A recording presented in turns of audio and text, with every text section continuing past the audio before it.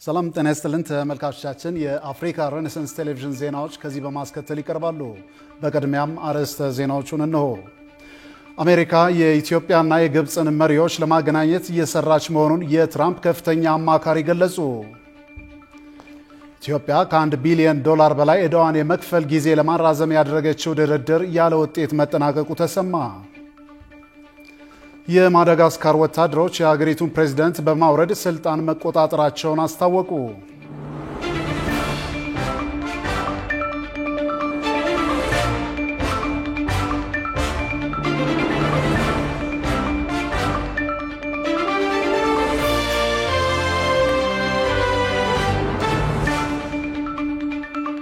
ተመልካቾቻችን በእያላችሁበት የዓለም ጥግ ሰላምታችን ይድረስ። ይህ የአፍሪካ ሬኔሳንስ ቴሌቪዥን የዜና ሰዓት ነው። የተመራረጡ ዜናዎቻችንን ወደ እናንተ እናደርሳለን። አብራችሁ እንድትሆኑ የምጋብዛችሁ ነው አምላክ ኃይለማየሁ ነኝ።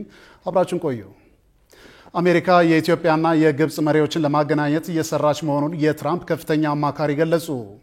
በተያያዘ ዜና ፕሬዝዳንት ታዬ አጽቀሥላሴ ለኢትዮጵያ የተሾሙትን አዲስ የግብፅ አምባሳደር ሹመት አጽድቀዋል። ጽዮን ላይኩን ዝርዝሩ ይዛዋለች።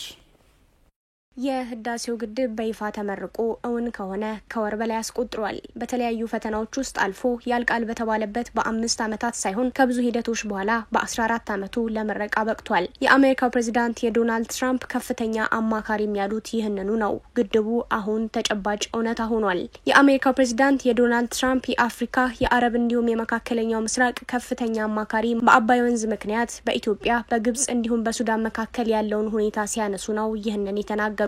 የግድቡ በይፋ ወደ ስራ መግባት ተጨባጭ ከሆነም ታዲያ በተፋሰሱ ሀገራት መካከል የሚሰጠው መፍትሄም እንዲሁ ከዚሁ እውነታ መነሻ ያደረገ ነው ማለታቸው ተዘግቧል። አማካሪው የህዳሴ ግድቡ ለትራምፕ ወሳኝ አጀንዳ መሆኑን ያነሱ ሲሆን በህዳሴ ግድቡ ምክንያት በኢትዮጵያ በሱዳንና በግብፅ መካከል የተከሰተውን ውዝግብ የሞትና የህይወት ጉዳይ ነው ሲሉ ለአል አረቢያ ቴሌቪዥን ጣቢያ መናገራቸውም ተዘግቧል። ቦሎስ ይህን ያሉት የህዳሴ ግድቡ ውዝግብ በተለይም ከግድቡ ምርቃት በኋላ ይበልጥ ተጋግሎ በቀጠለበትና የግብፅ ዛቻዎች በተጠናከሩበት በዚህ ወቅት ነው። ከሰሞኑ በጋዛ የተኩስ አቁም ጉዳይ ትራምፕ ወደ ግብፅ ማቅናታቸው የሚታወስ ነው። የግብፁ ፕሬዝዳንት በበኩላቸው በዚያው ሰሞን ኢትዮጵያ ላይ ሲያሰሙት የነበረው ዛቻ ከትራምፕ መምጣት ጋር ተያይዞ ሲነሳ ነበር። ይሁንና እስካሁን ትራምፕ በግድቡ ጉዳይ ምንም ያልተናገሩ ሲሆን አማካሪያቸው ግን የህዳሴ ግድቡን ውዝግብ በፖለቲካዊ መንገድ ሳይሆን በቴክኒካል መንገድ ለመፍታት አሜሪካ እየሰራች መሆኗን አሳውቀዋል። በግብፁ ፕሬዝዳንትና በኢትዮጵያ ጠቅላይ ሚኒስትር መካከል ንግግር እንዲካሄድ ትራምፕ ጥረት ያደርጉ እንደሆነ በአል አረቢያ የተጠየቁት አማካሪው ሁለቱን መሪዎች አብረው እናያቸው ይሆናል፣ ለዚያም እየሰራን ነው በማለት መልሰዋል። የአማካሪውን ማይክል ቦሎስ ቃለመጠይቅ ተከትሎ ከ2019 የከሸፈ የህዳሴ ግድብ ድርድር በኋላ በግድቡ ጉዳይ አወዛጋቢ አስተያየቶችን በማስፈር የሚታወቁት ትራምፕ ዳግም ኢትዮጵያና ግብፅን ለማደራደር ሊቀመጡ እንደሚችሉ እየተነሳ ነው። በተለይም ቦሎስ ይህንን የተናገሩት በግብፅና በአሜሪካ መካከል ዲፕሎማሲያዊ ክፍተት ፈጥሮ የቆየው የጋዛ ጦርነትን ጉዳይ አሜሪካና ግብፅ በጋራ ለመፍታት መስራት ከጀመሩ በኋላ መሆኑ በጋዛ ጦርነትና በህዳሴ ግድቡ መካከል የሚገናኝ ነገር ሊኖር ይችላል አይችልም ለሚለው የተለያየ ምልከታ እየሰጠ ሲሆን የትራምፕን ቀጣይ እርምጃም በትኩረት እንዲታይ የሚያደርገው ሆኗል። በተያያዘ ዜና ግብፅ በኢትዮጵያ ላለ ኤምባሲዋ አዲስ አምባሳደር የሾመች ሲሆን ፕሬዝዳንት ታዬ አጽቀሥላሴም የአምባሳደሩን ሹመት ተቀብለዋል። አዲሱን የግብፅ አምባሳደር ኦባይዳ ኤልዳርዳይዋን በጽህፈት ቤታቸው የተቀበሉት ፕሬዝዳንት ታዬ አጽቀሥላሴ ባደረጉት ንግግር አሁንም አንዳንድ ቴክኒካል ጉዳዮች በኢትዮጵያና በግብፅ መካከል ልዩነት ቢፈጥሩም ችግሮቻችንን በውይይት መፍታት አለብን ማለታቸውም ነው የተሰማው። ኢትዮጵያ ከ$1 ቢሊዮን በላይ ዕዳዋን የመክፈል ጊዜ ለማራዘም ያደረገችው ድርድር ያለ ውጤት መጠናቀቁ ተሰማ። በፈረንሳይ ፓሪስ የኢትዮጵያ ልዑካን ተወካዮች ከአበዳሪዎች ጋር ሲያደርጉት የነበረው ድርድር የጊዜ ገደብ ተቀምጦለት ከመስከረም 15 እስከ ሰኞ ጥቅምት 3 ሲካሄድ መቆየቱ ተገልጿል። ዮናስ ግርማ ተጨማሪ አለው። ኢትዮጵያ በጊዜ ያልከፈለችውን የ$1 ቢሊዮን ዩሮ ቦንድ በተመለከተ በገንዘብ ሚኒስቴርና በግል አበዳሪዎች ኮሚቴ መካከል ሲደረግ የነበረው ድርድር ያለ ስምምነት መጠናቀቁን ቢቢሲን ጨምሮ ሪፖርተር ጋዜጣና የተለያዩ መገናኛ ብዙሃን ዘግበዋል። ገንዘብ ሚኒስቴር ለቀናት በቆየው ንግግር ጉልህ መሻሻል መታየቱን ቢገልጽም የአበዳሪዎች ኮሚቴ ግን ድርድሩ ፍሬ አልባ ደረጃ ላይ በመድረሱ ህጋዊ አማራጭ ሊከተል እንደሚችል አስታውቋል። ገንዘብ ሚኒስቴር የብድሩን አከፋፈል ሁኔታ ለማስተካከል ሲያካሄድ የቆየው ድርድር ያለ ስምምነት መጠናቀቁን ያስታወቀው ትላንት ማክሰኞ ጥቅምት 4 2018 ዓ.ም ባወጣው መግለጫ ላይ ነው። ከመስከረም 15 እስከ ሰኞ ጥቅምት 3 የተካሄደው ድርድር የጊዜ ገደብ ተቀምጦለት የተከናወነ ሲሆን ኢትዮጵያ 6.625 በመቶ ዓመታዊ ወለድ የሚከፈልበትና በ10 ዓመት ውስጥ ሙሉ በሙሉ የሚመለስ የ1 ቢሊዮን ብር ቦንድ ለሽያጭ ያቀረበችው በ2007 ዓ.ም ነበር።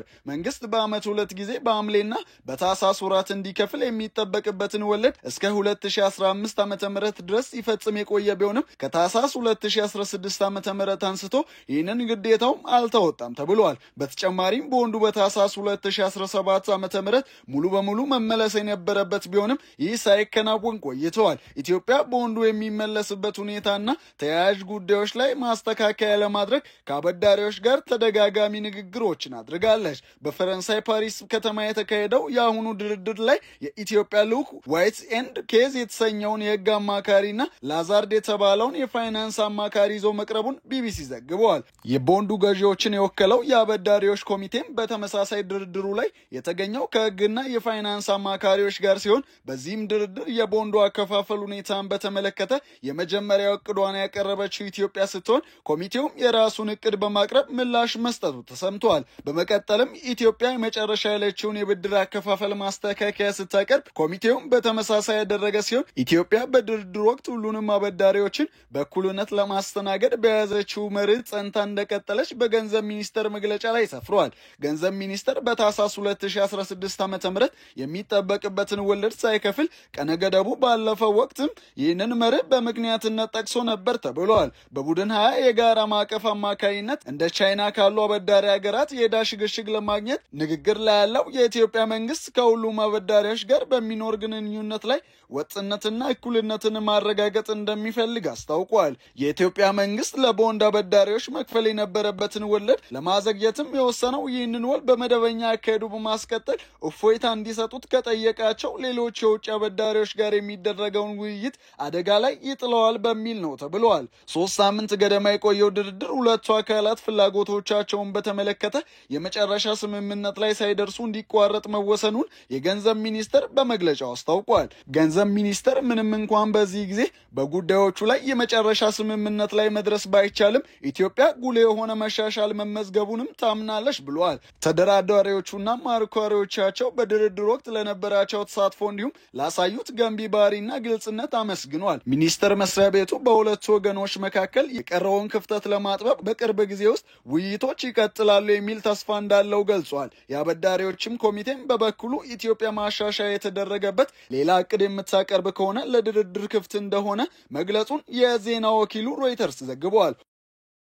የማዳጋስካር ወታደሮች የሀገሪቱን ፕሬዝዳንት በማውረድ ስልጣን መቆጣጠራቸውን አስታወቁ።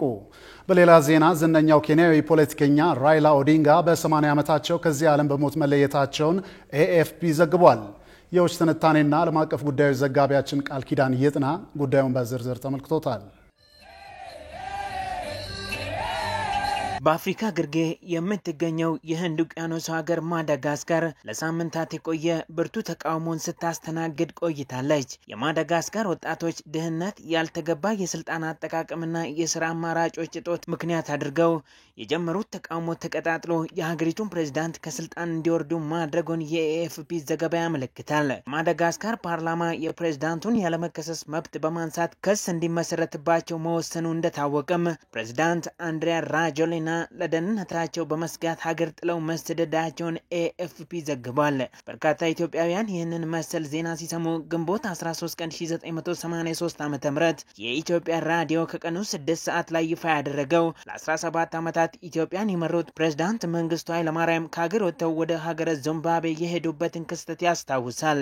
ፕሬዝዳንት መንግስቱ ኃይለማርያም በዛሬው ዕለት ከስልጣን ወርደው ከኢትዮጵያ ውጪ ሄደዋል። ልክ እንደ ፕሬዝዳንት መንግስቱ ኃይለማርያም ሁሉ ነጋዴና ዲጄ የነበሩት የማዳጋስካሩ ፕሬዝዳንት አንድሪያ ራጆሊናም ከስልጣን ተወግደው ሀገር ጥለው መሸሻቸው የተነገረ ሲሆን የእሳቸውን ከሀገር መውጣት ተከትሎ በኮሎኔል ሚካኤል ራንዲያ ኒሪና የሚመራው የማዳጋስካር ጦር በመዲናዋ አንታናናሪቮ ወደሚገኘው የፕሬዝዳንቱ ቤተ መንግስት ዘልቆ በመግባት በኃይል መረከቡን የፈረንሳዩ የዜና ወኪል አዣንስ ፍራንስ ፕሬስ ዘግቧል። ኮሎኔሉ በቀጥታ የቴሌቪዥን ስርጭት በተላለፈ መልእክታቸው የማዳጋስካር ማዳጋስካር ህገ መንግስትና የህገ መንግስት ፍርድ ቤት ስራ ማቆማቸውን ገልጸዋል። ማዳጋስካር ለቀጣዮቹ 2 ዓመታት ከሰራዊቱ በሚዋቀር ምክር ቤት የምትመራ ሲሆን ከ2 ዓመታት በኋላ ህዝበ ውሳኔ ይካሄዳል ማለታቸውንም ጠቅሶ የዘገበው ኤኤፍፒ ነው። ለሳምንታት በቀጠለው የወጣቶች ተቃውሞ ወደ ስልጣን የመጡት ወታደራዊ መኮንኖች ንቅናቄውን የጀመሩት ወጣቶች ስለሆኑ ፍላጎታቸውን እናሟላለን ያሉ ሲሆን ተቃዋሚዎችና ወታደሮችን ፕሬዝዳንቱ ከስልጣን ገሸሽ በመደረጋቸው ደስታቸውን እየገለጹ ነው። በሌላ ዜና አንጋፋው የኬንያ ተቃዋሚ ፓርቲ መሪ ራይላ ኦዲንጋ ከዚህ ዓለም በሞት መለየታቸውን ኤኤፍፒ ዘግቧል። የቀድሞው የኬንያ ጠቅላይ ሚኒስትርና አንጋፋው የኬንያ ተቃዋሚ ፓርቲ መሪ ራይላ ኦዲንጋ ለሕክምና በሄዱበት ሀገረ ህንድ በልብ ድካም የተነሳ ማረፋቸውን የተሰማው የ80 ዓመቱ ኦዲንጋ በህንድ ከእህታቸው ከልጃቸውና ከግል ሐኪማቸው ጋር በእግር እየሄዱ ድንገት ተዝለፍልፈው ከወደቁ በኋላ ወዲያውኑ አፋፍሰዋቸው በአቅራቢያው ወደሚገኝ ሆስፒታል ቢወሰዱም ሆስፒታል እንደደረሱ መሞታቸው መረጋገጡን የህንድ ፖሊስን ጠቅሶ የፈረንሳይ ዜና አገልግሎት ኤኤፍፒ ዘግቧል። በወቅቱ አንድ የህንድ ጸጥታ አስከባሪ መኮንንና አንድ የኬንያ የጸጥታ መኮንን አብረዋቸው እንደነበሩም ፖሊስ ተናግሯል። ኦዲንጋ መሞታቸውን ኤኤፍፒ ስማቸው እንዲጠቀስ ካልፈለጉ ከአንድ የፖለቲካ ፓርቲያቸው አባልም አረጋግጧል። በግሪጎሪያኑ ጥር 1945 ዓ.ም የተወለዱት ኦዲንጋ የወጣትነት እድሜያቸውን በእስር ቤት ወይም በስደት በያኔው የኬንያው ፕሬዝዳንት ዳንኤል አራፕ ሞይ የስልጣን ዘመን ዲሞክራሲ እንዲሰፍን በመታገል ነው ያሳለፉት። የሉባ ጎሳ ተወካይ ሆነው በግሪጎሪያኑ 1992 የፓርላማ አባል የሆኑት ኦዲንጋ በግሪጎሪያኑ 1997፣ 2007፣ 2013፣ 2017 እና 2022 ለፕሬዝዳንትነት ተወዳድረው ሳይሳካላቸው ቀርቷል። ኦዲንጋ በመላው ዓለም በስፋት የሚታወቁት ዘውትር በኬንያ ምርጫ ዋነኛ ተፎካካሪ ሆነው በመሸነፍ ሲሆን ሞት ባይቀድማቸው በ2027 የኬንያ ፕሬዝዳንታዊ ምርጫ ሊወዳደሩ እንደሚችሉም ፍንጭ ሰጥተውም ነበር። የኦዲንጋ ሞት በተቃዋሚዎች አመራር ዘንድ ክፍተት መፍጠሩ እንደማይቀር የሚገመት ሲሆን ተቃዋሚዎችን በማንቀሳቀስ እርሳቸውን የሚተካ ፖለቲከኛ መገኘቱም ለጊዜው ግልጽ አይደለም ሲል የዘገበው ኤኤፍፒ ነው። የኬንያ ፖለቲከኞች በኦዲንጋ ሞት የተሰማቸውን ሀዘን በመግለጽ ላይ ሲሆኑ ከውጭ ሀገራት መሪዎችም የኢፌዴሪ ጠቅላይ ሚኒስትር አብይ አህመድ በራይላ ኦዲንጋ ሞት የተሰማቸውን ሀዘን ከገለጹት የመጀመሪያዎቹ መሪዎች መካከል አንዱ ናቸው ሲል ኤኤፍፒ በዘገባው አመልክቷል።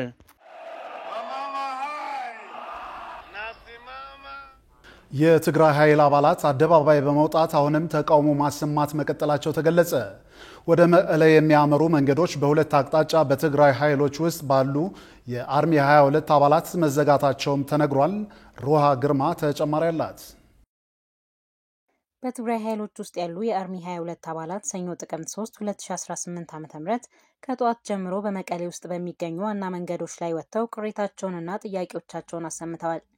የሰራዊቱ አባላት ምላሽ የሚፈልጉ ጥያቄዎችን ያቀረቡት በኔትራል ጄኔራል ታደሰ ወረደ ለሚመራው የትግራይ ጊዜያዊ አስተዳደር ሲሆን ሰልፈኞቹ ጠዋት ላይ ወደ አስተዳደሩ ጽሕፈት ቤት በመሄድ ቅሬታቸውን አሰምተዋል። ሰልፉ ዛሬም እንደቀጠለ መሆኑን ታማኝ የዜና ምንጮች እየዘገቡ ይገኛሉ። ወደ መቀሌ የሚያመሩ መንገዶች ዛሬም ለሁለተኛ ቀን በሁሉም አቅጣጫ በትግራይ ኃይል ሰልፈኞች መዘጋታቸው ተገልጿል። የተዘጉ መንገዶች በትግራይ ምስራቃዊ ዞን ከመቀሌ በ35 ኪሎ ሜትር ርቀት በምትገኘው የአጉላ ከተማ፣ በደቡባዊ ዞን ከመቀሌ 100 ኪሎ ሜትር አካባቢ በምትርቀው የመሆኒ ከተማ መሆኑ ተዘግቧል። በተጨማሪ በሰሜን ምዕራብ ዞን ወደ ሽረ ከተማ የሚወስደው መንገድ ከከተማዋ 20 ኪሎ ሜትር ርቀት በሚገኘው እንዳባጉና ከተማ በሰልፈኞች መዘጋታቸው ተነግሯል። ለ2 ዓመታት የተካሄደውን ደም አፋሳሽ ጦርነትን ተከትሎ በተደረሰው የፕሪቶሪያ ስምምነት በትግራይ ክልል ውስጥ ጦርነት የቆመ ቢሆንም በፌዴራል መንግስቱ በጊዜያዊ አስተዳደሩ እንዲሁም በህወሓት መካከል በዘለቀው አለመግባባት ክልሉ አሁንም ድረስ በፖለቲካዊ ቀውስ ውስጥ ይገኛል። በፕሪቶሪያው ስምምነት መሰረት ትጥቅ ፈተው በመሰናበት ወደ ሰላማዊ ህይወት ይመለሳሉ የተባሉ የትግራይ ኃይል አባላት አሁንም ድረስ በካምፖች ውስጥ የሚገኙ ሲሆን በተለያዩ ጊዜያት ጥያቄዎቻቸውን ሲያነሱ ቆይተዋል። ክቡራትና ክቡራን ተመልካቾቻችን አሁንም የአፍሪካ ሬኔሳንስ ቴሌቪዥን ዜናዎች እንደቀጠሉ ናቸው። ወደ ቀጣዮቹ ጉዳዮቻችን ከመሻገራችን በፊት ይፋዊ የማህበራዊ ገጾቻችንን ልናስታውሳችሁ ወደድን። በቴሌቪዥን ስርጭት ያለፏችሁን ፕሮግራሞቻችንን ከ1.7 ሚሊዮን በላይ ሰብስክራይበሮች ባሉት አርትስ ቲቪ ወርልድ የዩቲዩብ ገጻችን በኩል ልትከታተሉን ትችላላችሁ።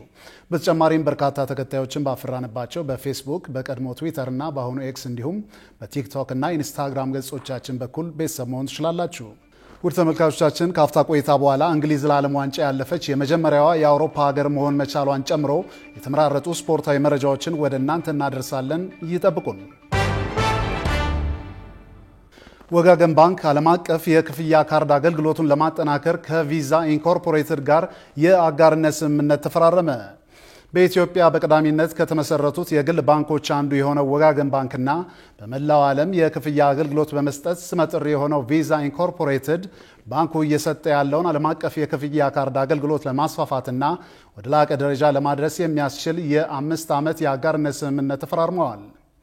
በወጋገን ባንክ በኩል የአጋርነት ስምምነቱን የፈረሙት የባንኪንግ አገልግሎት ዘርፍ ምክትል ስራ አስፈጻሚ የሆኑት አቶ ኪዳነ ገብረስላሴ የትብብር ስምምነቱ ወጋገን ባንክ አስተማማኝ፣ ዘመኑን የዋጀና ለደንበኞች ከዓለም አቀፍ የባንክ ስርዓት ጋር የተሳሰረ የባንክ አገልግሎት ለመስጠት ያለውን ቁርጠኝነት ከማሳደግ አንጻር ትልቅ እመርታዊ ለውጥ እንደሚያመጣ ተናግረዋል። ወጋገን ባንክ በቀጣይም የዲጂታል ባንክ አገልግሎቶችን ለማስፋት የሚያስችሉ የኢንቨስትመንትና የአጋርነት ስምምነቶችን በመፈጸም ቀልጣፋና አካታች የዲጂታል ባንክ አገልግሎት ለደንበኞቹ ለማቅረብ እንደሚሰራም ተመላክቷል ሲል የዘገበው ባልደረባችን ጌታውን አበበ ነው። ክቡራን ተመልካቾቻችን አሁን እንግሊዝ ለዓለም ዋንጫ ያለፈችው የመጀመሪያው የአውሮፓ ሀገር መሆኗን ጨምሮ የተመራረጡ ስፖርታዊ መረጃዎችን ወደ እናንተ የምናደርስበት ሰዓት ላይ ደርሰናል። ስፖርታዊ መረጃዎቹ በባልደረባችን ሷሊህ መሐመድ ወደ እናንተ ይደርሳሉ። ከመረጃዎቹ ጋር መልካም ቆይታ። ከአፍሪካን ሬኔሳንስ ቴሌቪዥን የሰዓቱን ስፖርታዊ መረጃዎች ይዘን መጥተናል። መረጃዎቻችንን ከሀገር ውስጥ እናስቀድማለን። ጥቅምት 8 በአዲስ አበባ በሚጀምረው የኢትዮጵያ ፕሪሚየር ሊግ ዙሪያ ከባለድርሻ አካላት ጋር ውይይት ተደረገ። የባህልና ስፖርት ሚኒስቴር፣ የኢትዮጵያ እግር ኳስ ፌዴሬሽን እና ኢትዮጵያ ፕሪሚየር ሊግ አክሲዮን ማህበር በኢትዮጵያ የፕሪሚየር ሊግ ጨዋታዎች ዙሪያ ከባለድርሻ አካላት ጋር ውይይት ተደርጓል። በባህልና ስፖርት ሚኒስቴር የስፖርት ዘርፍ ሚኒስትር ዴኤታ መክዩ መሐመድ በተገኙበት ውይይት ላይ የተለያዩ አቅጣጫዎች ተቀምጠዋል። ፕሪሚየር ሊጉ የባህልና ስፖርት ሚኒስቴር ከአዲስ አበባ ከተማ አስተዳደር ጋር በጋራ በወሰዱት ስምምነት መሰረት ለሊግ ጨዋታዎች በአዲስ አበባ ስቴዲየም እንዲካሄዱ መወሰኑ ይታወሳል። ጨዋታዎቹ በፍጹም ሰላማዊና ስፖርታዊ ጨዋነትን በተላበሰ መልኩ እንዲካሄድ በውይይቱ አጽንኦት ተሰጥቶበታል። የ2018 ዓ.ም የኢትዮጵያ ፕሪሚየር ሊግ ቅድመ ዝግጅት ጨዋታዎች ዙሪያ ውድድሩ የሚመራበትና የጸጥታና የቴክኒክ ኮሚቴ እቅድ እንዲዘጋጅ ንዑሳን ኮሚቴዎች እንዲደራጁ ለሁሉም የሊግ ክለቦች የቅድመ ዝግጅት ውይይት ማድረግ እንዳለበትም ተጠቁሟል። በየወሩ የሊጉ ጨዋታዎች የሚገመገሙ በት ሁኔታ እንደሚኖር አቅጣጫ የሰጡት የባህልና ስፖርት ሚኒስቴር የስፖርት ዘርፍ ሚኒስትር ዴኤታ መክዩ መሐመድ ለሚመለከታቸው አካላት የግንዛቤ መስጫ መድረክ እንዲዘጋጅ አሳስበዋል። በውይይቱ የኢትዮጵያ ፕሪሚየር ሊግ አክሲዮን ማህበር የቦርድ ሰብሳቢ፣ የጸጥታ ኃላፊዎች፣ የፌዴራል ፖሊስ ተወካይ፣ የሚኒስቴር መስሪያ ቤቱ የስፖርት ልማት ዘርፍ መሪ ስራ አስፈጻሚዎች፣ የአዲስ አበባ ከተማ ወጣቶችና ስፖርት ቢሮ ተወካይ ተሳትፈዋል። የቀድሞ የኢትዮጵያ ብሔራዊ ቡድን አንጋፋ ተጫዋች አሸናፊ ግርማ በአሜሪካ የእውቅና ሽልማት ተበረከተለት። በሰሜን አሜሪካ የኢትዮጵያ ስፖርት ፌዴሬሽን ለቀድሞ አንጋፋው የብሔራዊ ቡድን ተጫዋች እና ለኢትዮጵያ ቡናው ተጫዋች አሸናፊ ግርማ የእውቅና ሽልማት አበርክቶለታል። አሸናፊ ግርማ በዘመኑ 2 ጊዜ የፕሪሚየር ሊግ ኮከብ ተጫዋች ተብሎ ሲሸለም እንዲሁም የጥሎ ማለፍ ዋንጫን ከኢትዮጵያ ቡና ጋር ማሳካት ችሎ ነበር። ከኢትዮጵያ ብሔራዊ ቡድን ጋር በአርጀንቲና ያሳየው ብቃት ለብዙ ታዳጊዎች በወቅቱ መነሳሳትን እንደፈጠረ የሚዘነጋ አይደለም። የሰሜን አሜሪካ የኢትዮጵያ ስፖርት ፌዴሬሽን ይህን ሽልማት ሊያበረክት የቻለው አሸናፊ በርካታ ዓመት ልምዱን ለማካፈል በካናዳ የታዳጊዎች ፕሮጀክት በመክፈት ትውልድ ኢትዮጵያውያን ላይ ከፍተኛ ስራ በመስራትና በተለያዩ ሀገራት እየዞረ ልምዶችን እንዲያገኙ ታዳጊዎች ላይ ከፍ ያለ ስራን በመስራቱ ይህ የእውቅና ሽልማት ሊበረከትለት ችሏል ተብሏል። የክብር ሽልማቱንም ከቀድሞ የኢትዮጵያ ብሔራዊ ቡድን ተጫዋች መንግስቱ ሁሴን እጅ ተቀብሏል የተባለ ሲሆን የቀድሞ ተጫዋቹ አሸናፊ ግርማ ለመላው በሰሜን አሜሪካ የኢትዮጵያ ስፖርት ፌዴሬሽን አባላት ምስጋናውን በማቅረብ በቅርቡ ፕሬዝዳንት ተደርጎ ለተሾመው ለቀድሞ ብሔራዊ ቡድን በረኛ ተካበ ዘውዴ መልካም ስራ ዘመን እንዲገጥማቸው መልእክቱን አስተላልፏል። ደቡብ አፍሪካ ለዓለም ዋንጫ ማለፏን አረጋገጠች። 3 ሀገራት የማለፍ ዕድል ይዘው የተፋለሙበት ምድብ 3 በደቡብ አፍሪካ የበላይነት ተጠናቋል። በተጫዋች ተገቢነት 3 ነጥብ ተቀንሶባት አጣብቂኝ ውስጥ ገብታ የነበረችው ደቡብ አፍሪካ ሩዋንዳን 3-0 በማሸነፍ የዓለም ዋንጫ ትኬቷን ቆርጣለች። ድሉን ተከትሎ ደቡብ አፍሪካ ለራሷ ካዘጋጀችው የ2010 የዓለም ዋንጫ በኋላ ለመጀመሪያ ጊዜ ወደ መድረኩ ተመልሳለች። ለመጀመሪያ ጊዜ በአፍሪካ ምድር በ2010 በተዘጋጀው የዓለም ዋንጫ በበርካታ የኳስ አፍቃሪዎች ዘንድ ተወዳጅነት ያተረፉት ባፋናዎች ወደ ትልቁ መድረክ ተመልሰዋል። በሌላ ማጣሪያ ቪክቶር ኦስማሄን ሃትሪክ በሰራበት ጨዋታ ናይጄሪያ ቤኒንን 4-0 መርታት ችላለች። ቢሆንም ድሉ ግን ናይጄሪያን በቀጥታ እንድታልፍ አልረዳትም።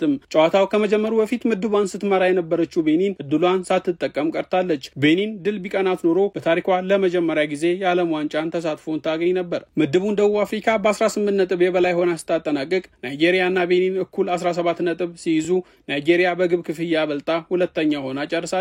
በሌሎች የዓለም ዋንጫ ማጣሪያ ጨዋታዎች ሴኔጋልና ኮትዲቫር ለዓለም ዋንጫ ማለፋቸውን አረጋግጠዋል። ምድብ 2ን በበላይነት ያጠናቀቀችው ሴኔጋል ሞርታኒያን 4-0 አሸንፋለች። ኢልማን ዳዬና ሀቢብ ዲያሎ ሌሎችን ግቦች አስገኝተዋል። በዚህም አልጄሪያ፣ ኬፕ ቨርድ፣ ግብጽ፣ ጋና፣ አይቮሪ ኮስት፣ ሞሮኮ፣ ሴኔጋል፣ ቱኒዚያ እስካሁን በአሜሪካ ለሚዘጋጀው የ2026 ዓለም ዋንጫ ማለፋቸውን ያረጋገጡ የአፍሪካ ሀገሮች ናቸው።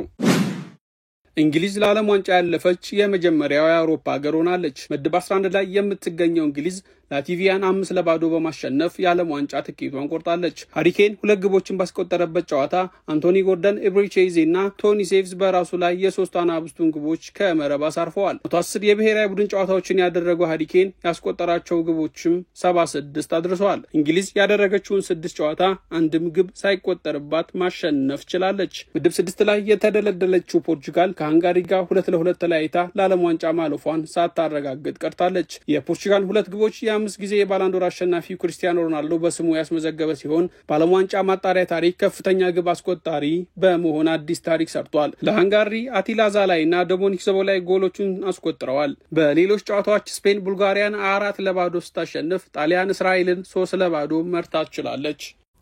ውድ ተመልካቾቻችን የአፍሪካ ረነሳንስ ቴሌቪዥን የሰዓቱ ዜናዎች እየተከታተላችሁትን ይመስሉ ነበር። ስለሰጣችሁን ጊዜ ከልብ እያመሰገንን ከዜናዎቹ ጋር አምላክ ኃይለ ዓለማየሁ ቆይታ አድርጌያለሁ። ከቀሪ የጣቢያችን ዝግጅቶች ጋር መልካም ጊዜን ተመኘ።